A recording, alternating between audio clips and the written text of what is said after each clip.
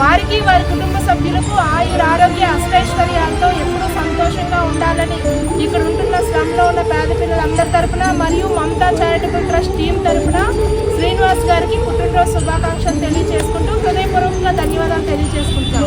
Wish you many more happy returns of the day Srinivas గారు. Happy birthday Srinivas గారు. చెప్పండి.